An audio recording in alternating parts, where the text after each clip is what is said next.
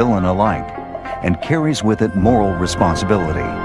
To understand the gun is to better understand history. December 1941. In the aftermath of Pearl Harbor, Japan stood poised to sweep through the Pacific.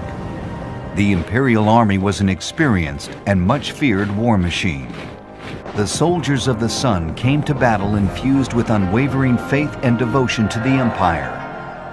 But could that fighting spirit overcome an arsenal of clumsy, outdated, and overly complicated weapons? Japanese small arms of World War II.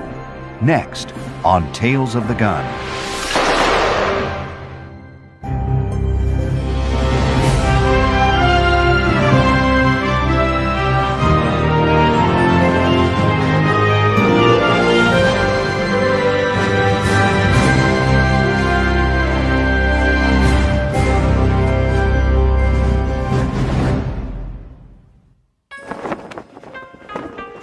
Imperial Japan of the early 20th century had a history of winning.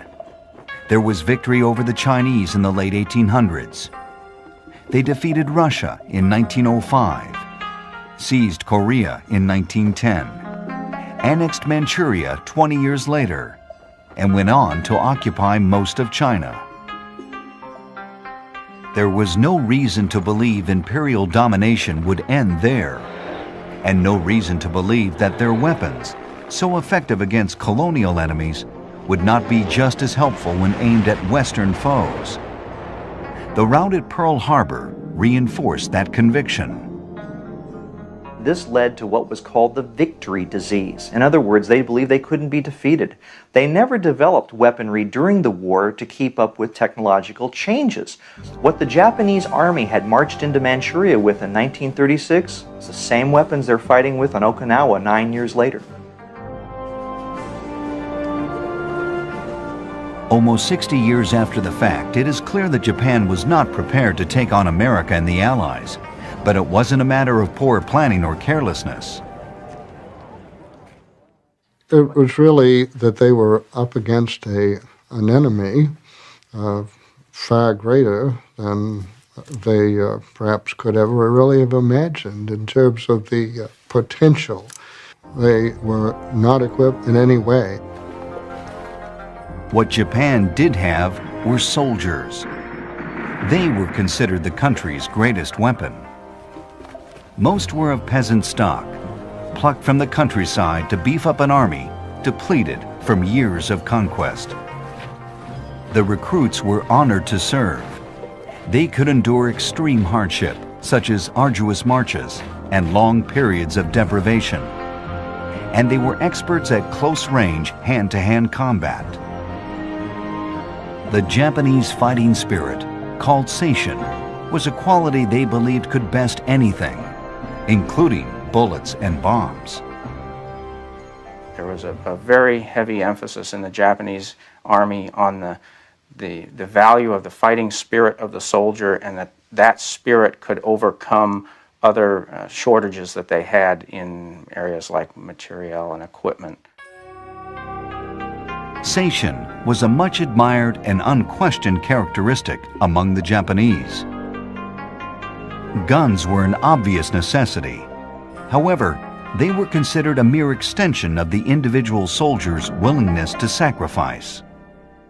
He was not afraid to die. What this meant is that the war in the Pacific was going to be a war without quarter, a war without mercy, a war to the death. The Imperial Army infantryman in 1941 was equipped with the basics. Leather belts and ammunition cases, which did not hold up well in humid conditions, were eventually replaced with rubberized canvas products. That proved the Japanese could and did adapt when they had to. But the weapon most soldiers carried was a virtually unchanged holdover from 1905, the Type 38 rifle, also known as the Arisaka. It fired a 6.5 millimeter round, light and small, compared to the more powerful, penetrating .30 caliber cartridge from U.S. Springfield and Enfield rifles. But the 6.5 caused terrible damage as it tumbled and broke up upon impact. There was little recoil and almost no muzzle flash from the Type 38, which were advantages in warfare. It was a sturdy rifle, which required little or no maintenance. It had a bolt action which was modified from the German Mauser. The bolt on the Type 38 rifle is one of the simplest and easiest to disassemble and clean by ordinary soldiers of any bolt action designed. In about a second you can disassemble it into all of its component parts, which are only 4 or 5 parts. The Arisaka rifle was an exceptionally long weapon. From butt plate to barrel end, it measured just over 50 inches. With the addition of the 15.5-inch bayonet, the Type 38 was nearly 5.5 feet long, making it clumsy for the average Japanese soldier, who stood about 5'3". Training manuals recommended that it be fired from a squatting or kneeling position, which may have made it easier to wield. Like all Japanese rifles used in World War II, it had a dust cover over the action. But the cover was a lousy feature for soldiers who took pride in their stealth. There are accounts of Japanese soldiers firing in the jungle from concealed positions, and their use of the dust cover on the rifle made enough noise that American soldiers were better able to tell where they were located because this dust cover was rattling every time they operated the bolt. In many cases, Japanese soldiers apparently removed the dust cover and threw it away when they got into combat and realized that they were making a lot of extra noise that they didn't need to be making. Despite its shortcomings, the Type 38 was carried into battle with pride and an aura of invincibility. The receiver of each rifle was stamped with the chrysanthemum, the symbol of the imperial family. It was a gift from God, I guess you could look at it that way. The emperor was thought to be divine. So there was definitely a responsibility that transcended any kind of authority of the military or of fear of punishment or anything else that was associated with that weapon. Another holdover in the Japanese arsenal was the Type 44 carbine, first manufactured in 1911. It was a cavalry rifle designed for mounted troops, which explained its shorter, more manageable length. It was unique for its permanently attached folding bayonet.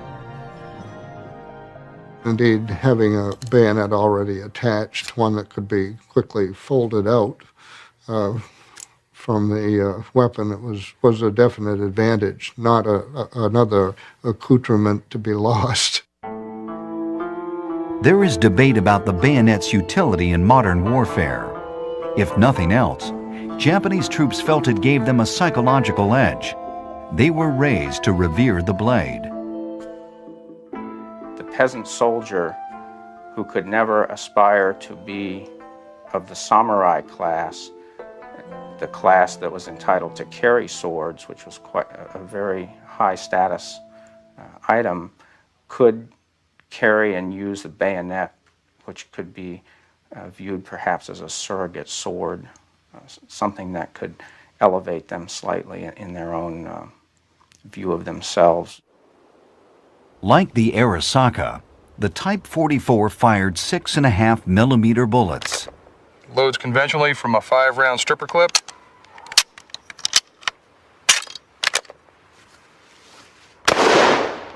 It had a tricky action for those not used to it.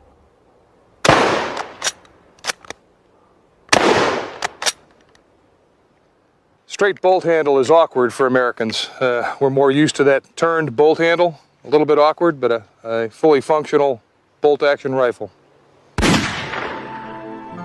Like the standard rifles, Japanese pistols were somewhat outdated.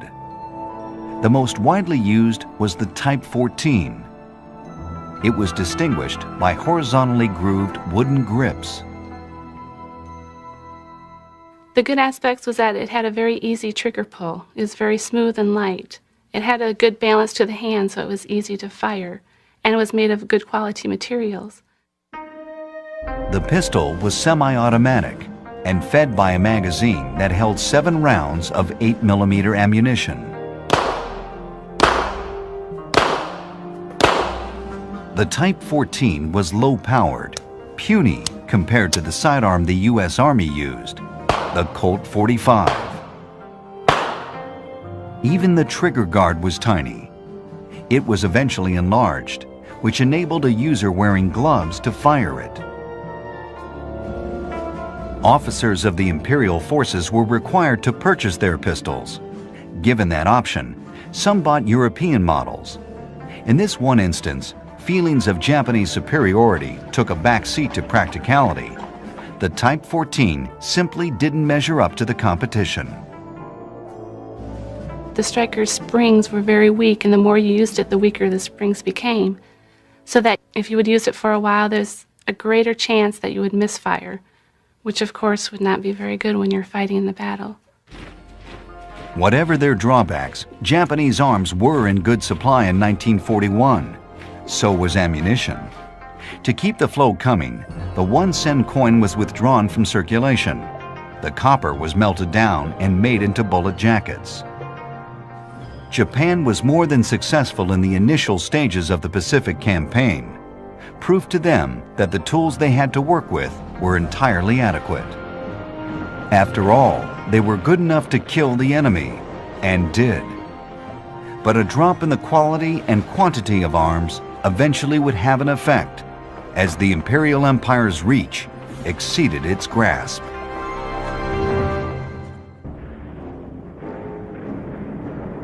History has judged some Japanese weapons as little more than junk. But their inferiority didn't prevent Imperial forces from taking Guam and Wake Island, nor Hong Kong and New Guinea, killing many in the process. Japan seemed unstoppable as it took Malaya, Java, the Philippines, and Burma. But Japan was no longer on the offensive after its defeat at Midway in June of 1942. By that summer, ground troops were about to enter new territory, jungle fighting the likes of which had never been seen. It was here that the myth of Japanese invincibility was shattered. Japanese arms weren't designed for jungle warfare. Once that shortcoming was realized, it was too late to compensate. U.S. forces had been alerted to the Japanese soldiers' superior skills in certain tropical environments. However, the warnings failed to mention that the Imperial Army lacked actual jungle training. There were no jungles in Japan. They failed to take certain precautions that were critical in the South Pacific. For example, they did not waterproof their rounds or the packaging that carried the ammunition. What would happen is the humidity would destroy a lot of it. This is a terrible flaw. They tried to eliminate the problem by sealing, with lacquer, the bullets and primers in the cartridges. Both sides were at a disadvantage in this way, but the Japanese were sorely lacking in another area that to this day remains unexplained. For most of World War II, they went without the one weapon that was perfectly suited for the battles at hand: a submachine gun. I mean, they're the ideal weapon for jungle work instead of carting a full-size rifle about. And I think, too, that the higher echelons of the army were a little bit resistant to this peculiar weapon that they didn't have that when I was a young man, you know, so what the hell do they want it now for? Rifles were good enough in my day. Why do they want submachine guns? The Type 100 submachine gun was finally introduced in 1942, but it was a limited prototype at that, initially used only by special forces. It too fired the weak 8mm pistol ammunition at 450 rounds per minute. The rate of fire was almost doubled in later models, but it made no difference. Only some 10,000 Type 100s were ever produced, while the U.S. supplied its troops with nearly 2 million submachine guns. The credit or blame for many weapons used by the Japanese goes to one man, Colonel Kijiro Nambu, the father of imperial military firearms. Kijiro Nambu was the most prolific Japanese arms designer of the 20th century. He was in many ways equivalent to John Browning as an American arms designer. He designed most of the Japanese pistols, machine guns, and the action of the rifles that was used during World War II. But unlike Browning, Nambu did not always create guns which were simple and streamlined. His were often strange and complicated. The Type 14 pistol, for example, featured a manual safety catch which required both hands to operate. Nambu's designs and modifications were implemented at 5 major arsenals, 3 in Japan, 1 in Korea, and another in Manchuria. It was an impressive effort for a country new to industrialization. Several commercial firms, including Tokyo Gas and Electric, were major contractors during the Pacific War. Subcontracting was vital to production. If there was a barrel manufacturing factory, they would have somebody else preparing the billets of steel for them. They would turn and bore and rifle the barrels, and then they'd farm it out for somebody to polish them and brown them or blue them, whatever, and form the chamber or something like that, you see. Weapons were marked and coded. The markings indicated where and when a firearm was made, and its shiki, or type. Early rifles were designated with the year of the emperor's reign. For example, the Type 38 was introduced in the 38th year of Meiji's reign, or 1905. The Type 44 carbine in his 44th year, or 1911. When Hirohito became emperor in 1926, the system was changed. It was based on the Japanese calendar. Models were designated for the last 1 or 2 digits of the year in which they were introduced. The symbols on each weapon indicated the month and year of its manufacture and by what arsenal. Obviously, it could get a bit confusing, and it did. You've got to learn all these things the hard way. It's rather like cartridge calibers. There's no sort of easy way out of it. The Type 99 rifle was adopted in 1939. The Type 99 was a widely used weapon. There were several versions. A long type was considered impractical, so not many were made. The shorter model was produced by the millions. It was the successor to the Arisaka and became the Army standard issue in 1941 and 1942. It would be hard to find another standard infantry rifle that has as many gadgets on it as the Type 99 rifle. The gadgets included fold-down anti-aircraft sights. In theory, they allowed a shooter to accurately lead a plane he intended to target.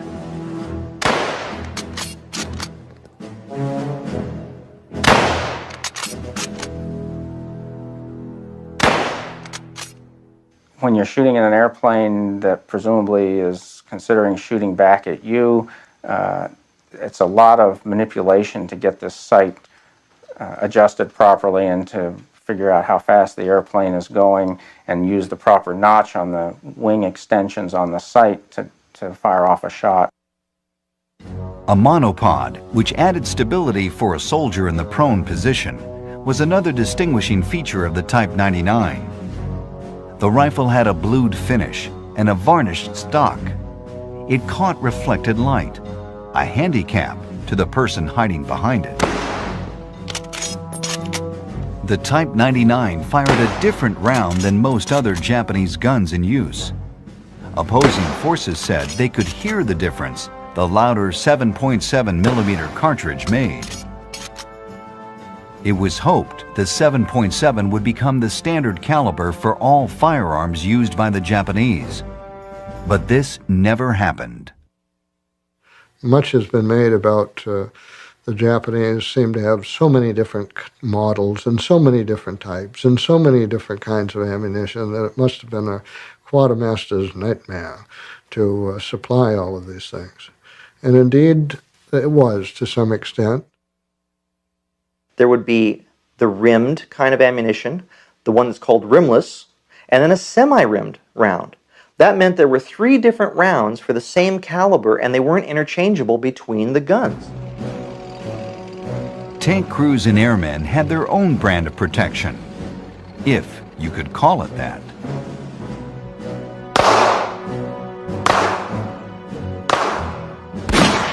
The Type 94 pistol, introduced in 1934, was ugly in more ways than one.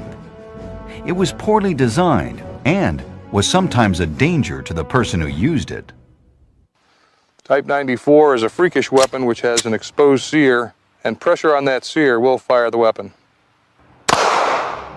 The fact that it could be accidentally and easily fired without pulling the trigger made this gun a collectible, not to shoot, but to ridicule. They're just horribly made. They were not reliable at all. And overall, it wasn't looked upon as a very good military pistol.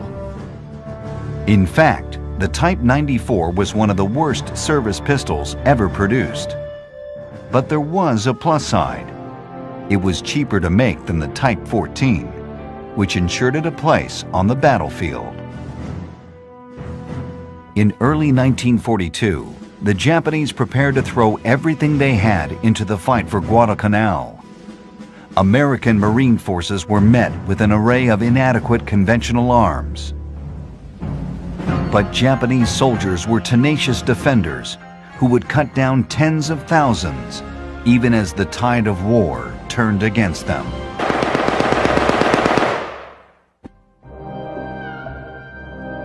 During the Second World War, the Japanese were not in the habit of using captured weapons unless they were of service right on the spot. They did this quite effectively with the American infantry rifles, the Springfield and the Garand M1. Certainly, the report of a Garand rifle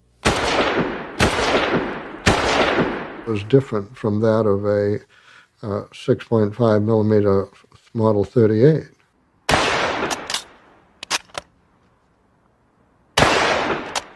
Many Japanese realized was a means of confounding the enemy. So someone shooting with a Garand rifle in some place that no American soldier was supposed to be might indeed confuse the Americans that would hear the report.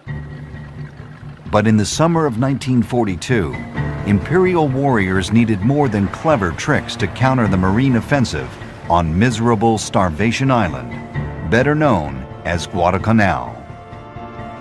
Japan had been one of the first nations to include machine guns in its arsenal. They were utilized to great effect in other conflicts earlier in the century. But over the years, attempts to improve them created problems that were evident in August of 1942. The Type 3 heavy machine gun, first introduced in 1914, was based on the French Hotchkiss design. It fired cartridges that could separate and cause stoppages. A messy solution meant oiling the cartridges before insertion.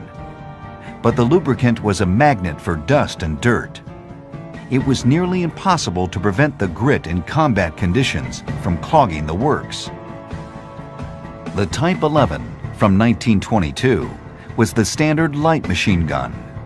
Those who faced it can testify that it was accurate and deadly.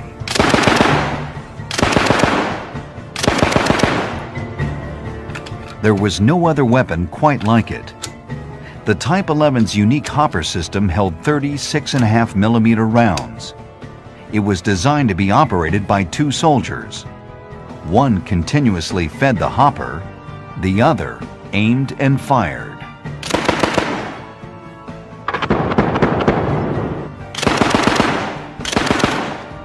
It was a brilliant concept that was less than brilliant in practice. If you're out in the field, simply have your infantrymen pass the 5-round stripper clip ammunition to the gunner. At least in theory, a good system. Apparently the Japanese realized there were some reliability problems because it appears on none of the subsequent Japanese machine guns produced later in the war. Soldiers carried spare hoppers which replaced those that got dirty or jammed. But the Type 11 was difficult to assemble. It had more than 30 parts, more than 30 ways in which something could go wrong, and sometimes did. It was much too sensitive for the type of fighting in which the Japanese were engaged. The Type 96 light machine gun was a decided advancement.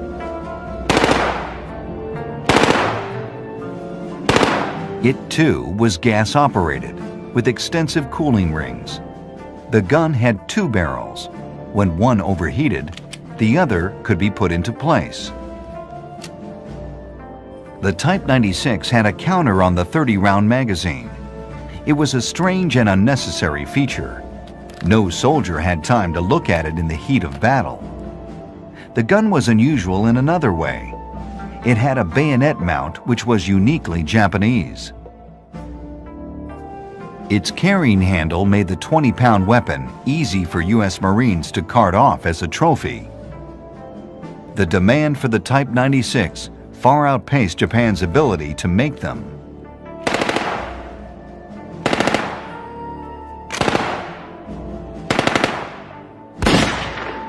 The lack of a large manufacturing base forced the Japanese to make do with whatever they could, including ingenuity.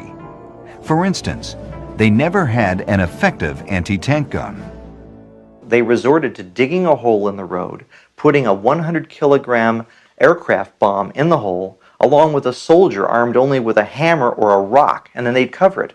This was their mine. And this poor guy was supposed to detonate the bomb and himself and hopefully destroy a tank. Hunger in particular, and horrendous conditions in general, raged during the 6-month campaign for Guadalcanal. Those who thought they had seen it all had not.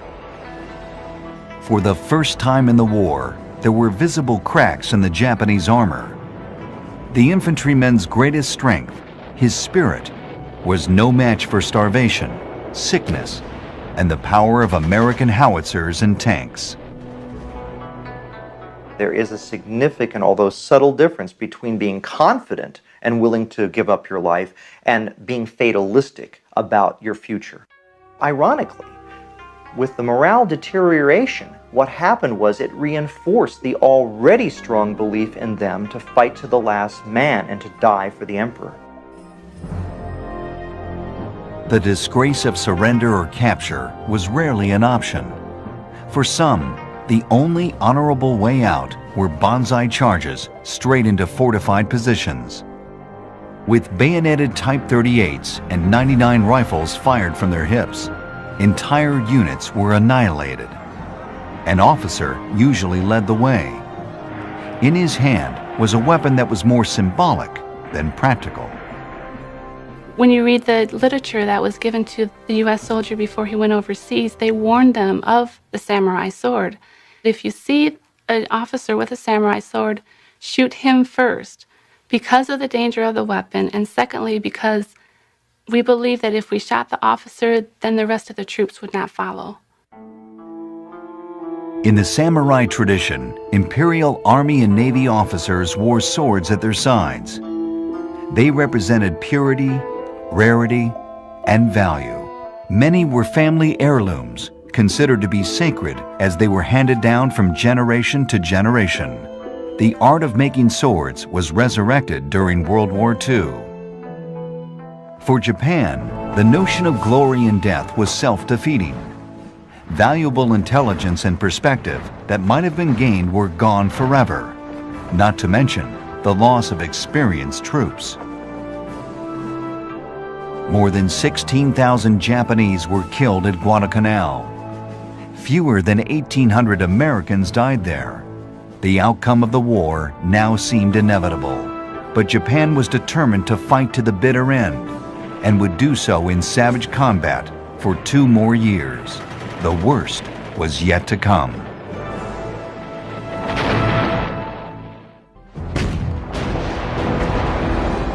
Hopelessness was visible in horrible forms during the final stages of the Pacific War. On Saipan, hundreds of Japanese soldiers and civilians jumped off cliffs when Americans won control of the island. Imperial forces fought to the death in brutal battles at Leyte and Manila. General Douglas MacArthur took back the Philippines as he had promised. Japanese supply lines were strangled, and the homeland was within range of U.S. bombers. Japan was very, very vulnerable at the end of 1944. Allied blockades and air raids took a toll on manufacturing. There was the great spur to produce more and produce them more quickly. Well, let's not waste time polishing that. It doesn't really matter whether that bit's polished or not. Do without it. Don't bother to fit that safety device because it takes 3 hours to put it on and we can be building another weapon in that time. They really were producing some horrible weapons. Arms were made as simply as possible from the lowest quality raw materials. They were poorly finished. This Type 99 is an example. It was not equipped with a cleaning rod nor monopod. In addition, the Type 99's plum-shaped bolt handle became a cylinder. The steel butt plate was replaced with wood, held in place with 3 nails. Rough welds were obvious in several spots. Front and rear sights were crude. The rifle's cartridge cases were made of soft iron due to a shortage of brass.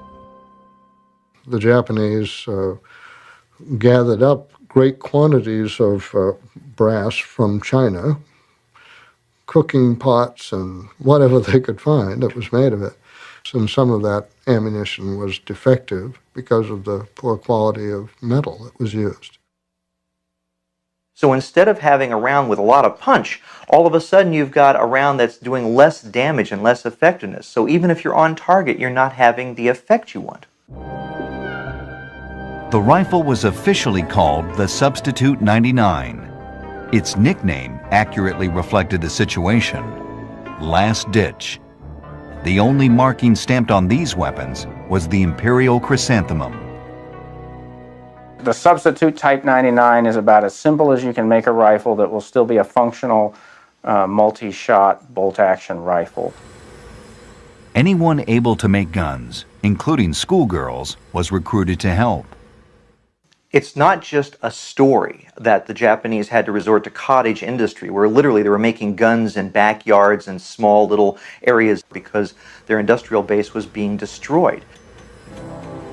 Japan was working against the biggest and best industrial power in the world, the United States, where there was no shortage of technology, materials, and men and women to make weapons.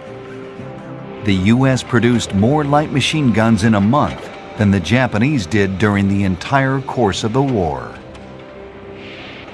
Certainly the weapons that the Japanese had were inferior to the weapons we were equipped with.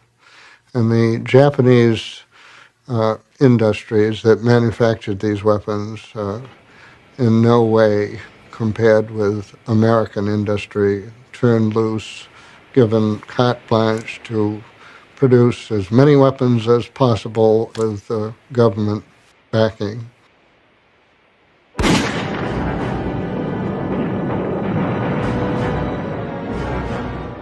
In February of 1945, the Marines landed on Iwo Jima.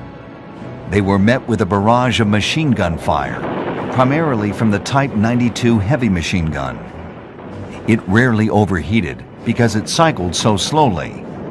Marines called it the woodpecker. It was the standard machine gun used against Allied forces.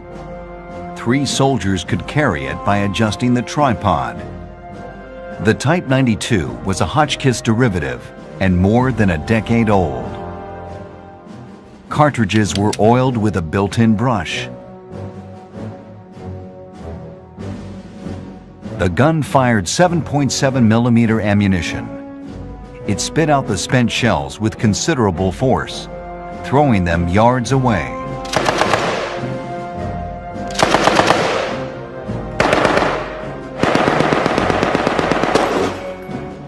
The Type 92s were carefully concealed in clusters of 8, 9, and 10.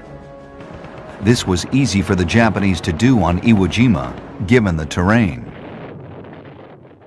And very often they established these guns on the reverse slopes of hills and fired them over the top of the hills at targets that they had registered the guns on previously. It was very difficult to deal with weapons that can't be seen. Waves of American Marines were pinned down by defenders who had worked for months carving sophisticated networks of caves, bunkers, and pillboxes into the slopes of Sulphur Island. There were hundreds of subterranean positions. On Mount Suribachi, there were 3 levels of them. From these hideouts, the Japanese hammered away. Sometimes with aircraft armament they retrieved from downed planes near the island's 3 airstrips. Nearly every weapon in the Japanese arsenal was used on Iwo Jima, including the Type 99 light machine gun. The Type 99 machine gun, like the Type 99 rifle, used 7.7 millimeter ammunition. It fired as long as the trigger was pulled. It could not be used as a semi-automatic weapon. The Type 99 was highly mobile. Like its predecessor, the Type 96, it had a carrying handle on top and was used to defend the heavier positions. Its flash hider was screwed onto the muzzle. While the gun still had bayonet mounts, bayonets disappeared. Evidence that the traditions and weapons Japan originally carried into the war were no longer practical nor effective. Even the banzai charge was ultimately abandoned. There wasn't much the average Japanese soldier could do once he realized that the war was going against Japan. He faced overwhelming numbers, better guns, more firepower, and a seemingly endless supply of reinforcements and ammunition that eventually just led to one end result: his defeat.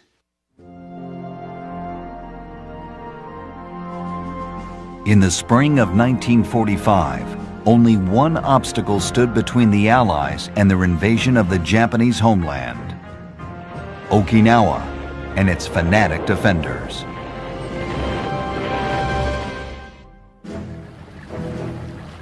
The largest amphibious assault of World War II took place on Okinawa in April 1945.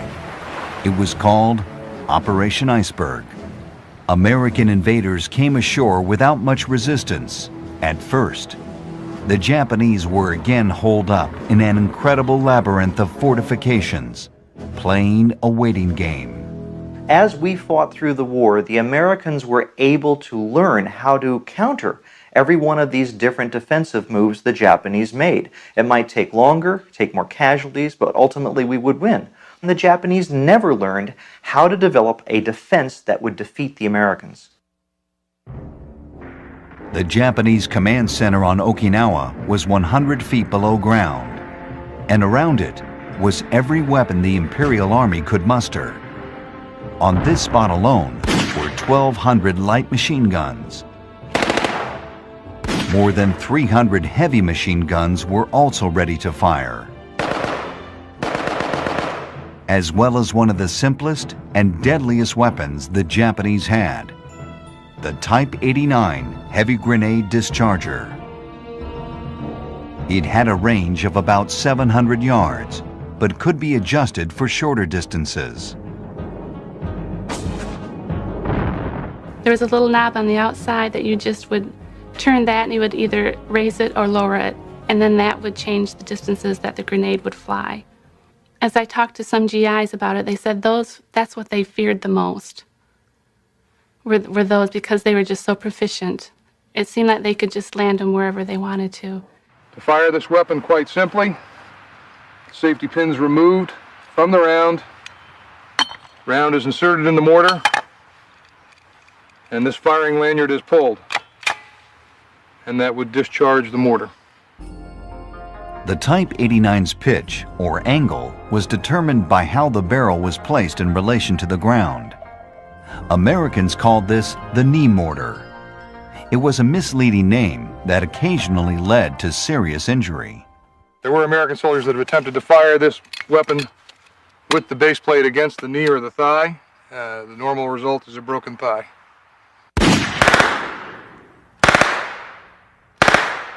The Type 100 submachine gun finally made an appearance here, though not to great effect.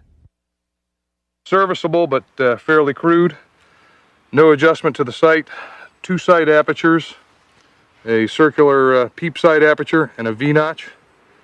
Very simple weapon. Wooden butt plate in lieu of a metal butt plate. Crude overall. Japanese paratroopers and Special Attack Force commandos used a variation of the Type 100, disassembled and carried in packs on their chests.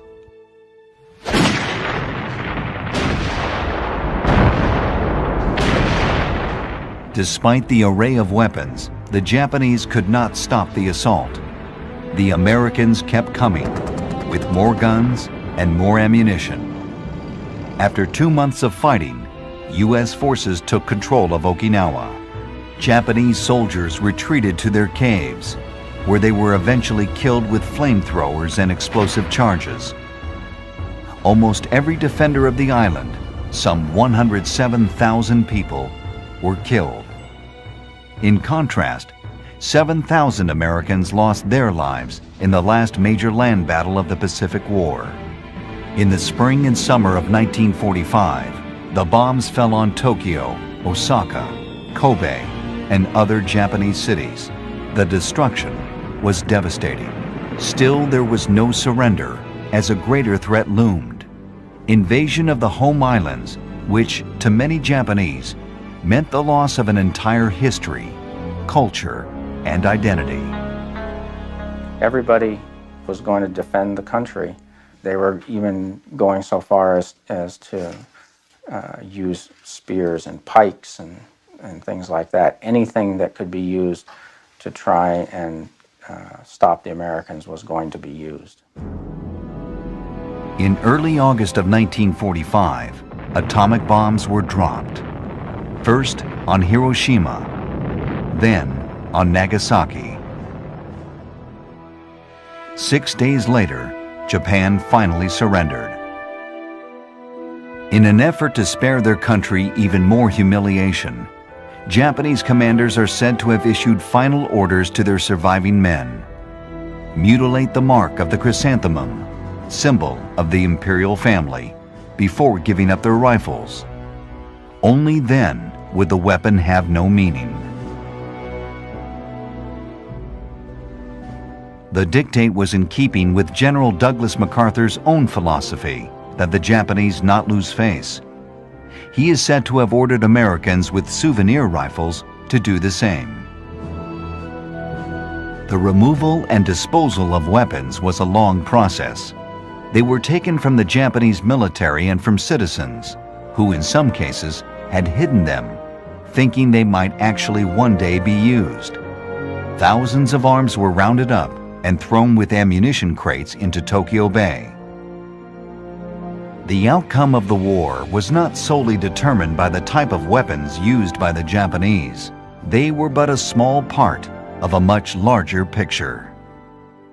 One of the paradoxes about the war in the Pacific against the Japanese is the fact that while they had tremendous spirit and belief in their cause, on the practical side, they were called crude amateurs by people who really analyzed the war. Unlike the soldiers of other nations who believed that their weapons were their main line of defense, the Japanese thought their weapons were ancillary, that it was their willingness to fight and die if necessary that was going to carry them through to success.